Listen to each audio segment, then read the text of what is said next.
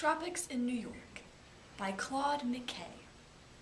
Bananas ripe and green, and ginger root, cocoa and pods, and alligator pears, and tangerines and mangoes and grapefruit, fit for the highest prize at parish fairs. Set in the window, bringing memories of fruit trees laden by low-singing rills, and dewy dawns and mystical blue skies. In benediction over nun-like hills, my eyes grew dim, and I could no more gaze. A wave of longing through my body swept, and hungry for the old familiar ways, I turned aside and bowed my head and wept. And we asked, what brings back your childhood memories? I am in a gym and I hear sneakers squeaking and basketballs bouncing and all that. It brings me back to my teenage years of playing basketball in high school and just the friendships that you make and having to be part of a team and working together and competition, being competitive and all that sort of thing. So I love being in the gym and coaching because I get to go back to my childhood all the time. The smell of wet clothing after being out in the snow is what makes me think of my childhood. We lived in northern Wisconsin, used to play in the snow and go ice skating and stuff, and so now whenever I smell wet snow boots, I think of being a little kid. Hi, when I'm thinking about my childhood, or when I'm eating Mexican food at home and cooking on my mother's grill that we call it comal, I remember her very strongly, and I remember my family meals quite a bit when I'm eating Mexican food that I cook at home or that we eat out. So I would say that those bring back great childhood memories. Thanks. Pekingese dogs. The breed freaks me out. It's the only dog breed I don't like because we had one when I was younger and it bit me all the time. I even have scars.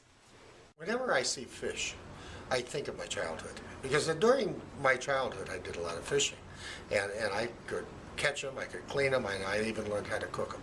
So now whenever I see that fish on the plate, I'm thinking of something back long ago, a very fond memory. So the next time you have a fish, think of Mr. Sanford and his childhood. Have a good day. Bye. When I hear crows crowing outdoors, it automatically makes me think of a lake and campground in southwest Wisconsin, Black Hawk Lake, and it brings back the memories of camping and fishing and hanging out with family and basically having a great time outside. And it just automatically springs to mind. It makes me feel happy. It makes me feel good.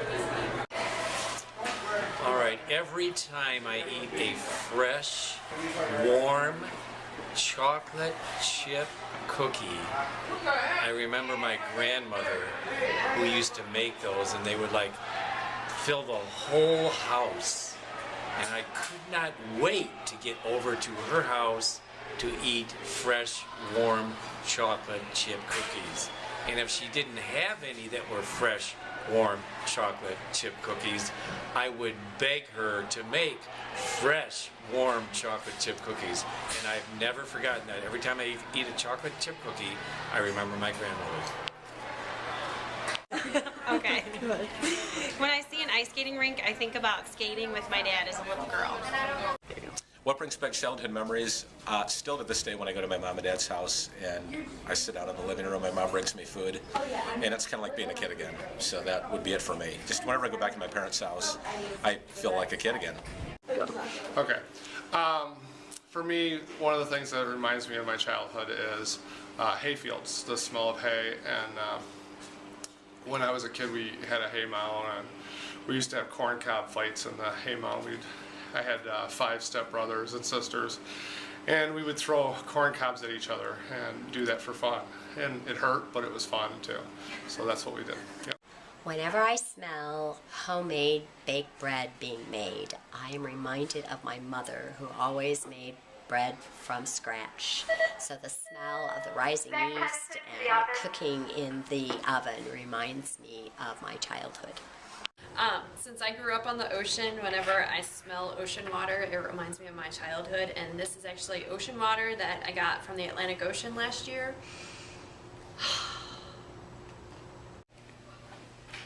Hey man, I'm from Jamaica, Claude McKay. I write poetry during the Harlem Renaissance, man. Yeah, born 1890. Start writing poetry when I turned 14 and moved to Kingston, Jamaica, man. We done with Jerome. Yeah, my parents, poor farmers, come from nothing, man. Moved to the big America, man. And I make a lot of money writing my poems and the poetry. Yes, I go to Kansas State University, find a beautiful chick, marry her, man. Yeah, I died 1948. I was gone, done with my poetry, but I did leave a great poem called The Tropics in New York that you guys should all read, you know what I'm saying, man? All right, students, your assignment was all to read Tropics in New York by Claude McKay. Now, Troy, how did you picture this poem? What image does this poem create? Well, I got the image of a tropical place. Yes. It's colorful. Yes. It's like Rody, stop doodling. Continue. It's like a warm place, you know, like warm, and it's happy. Oh, that's all I got for image. Good. What about the symbols? What do the symbols represent? Well, like the fruit would be the author's homeland, and him wanting to go back to the past. Very good, yes. And how do you know, or how do you interpret this poem? Well, I interpret this as... Okay, take your time. All right, now, Brody, I'm going to pick on you. What is your interpretation of this poem? Well, you can... Speak up, son. You lose all meaningful experiences. I still can't hear you. My left ear. You lose all meaningful experiences. Thank you. And what era does that come from? You should know this. Modernism. Obviously, you do not pay attention. Now, what is the theme? What is the theme? It is about, meaningful. I'm sorry, I still can't hear you. Meaningful experiences, Meaningful when you grow older, or because you can dream of going back, and you can even possibly go back. That sounds like Inception. All right, that's a good answer. Thank you. Thank you, students. Thank you. You all read your assignment. I'm very proud of you.